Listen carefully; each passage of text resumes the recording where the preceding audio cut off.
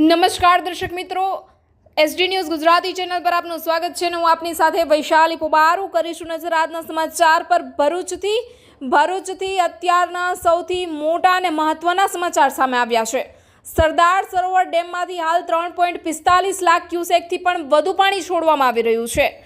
નર્મદા નદીની સપાટી રાત્રિના સમયે 12 વાગ્યા પછી 22 થી 23 ફૂટ થવાની શક્યતાઓ નજરે પડી રહી છે. હાલ સતત બધા એરિયામાં બધી જ જગ્યાએ વરસાદ વરસી રહ્યો છે. મેઘરાજા મન મૂકીને વરસી રહ્યા છે. ત્યારે ભરૂચથી સૌથી મહત્વના સમાચાર સામે આવ્યા છે.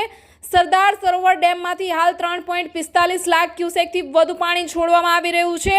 નીચાણવાળા વિસ્તારોમાં રહેતા નાગરિકોને પણ સલામત સ્થળે ખસી જવા માટે અનુરોધ કરવામાં આવી રહ્યો છે.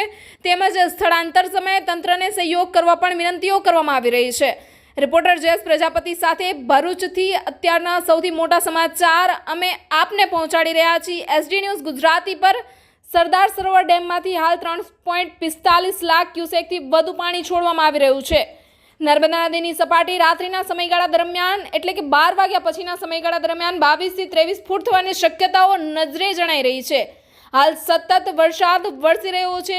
મેઘરાજા જન્માષ્ટમીના દિવસે સતત મન મૂકીને વરસી રહ્યા છે. ત્યારે નીચાણવાળા વિસ્તારોમાં રહેતા નાગરિકોને સલામત સ્થળે ખસી જવા પણ અનુરોધ કરવામાં આવી રહ્યો છે. સ્થળાંતરના સમયે તંત્રને સહયોગ કરવા વિનંતીઓ કરવામાં આવી રહી છે.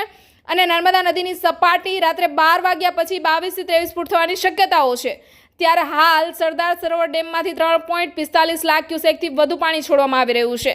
તો જોતા રહો. રિપોર્ટર જયેશ પ્રજાપતિ સાથે વૈશાલી પોબારુ સાથે એસડી ન્યૂઝ ગુજરાતી ભરૂચથી.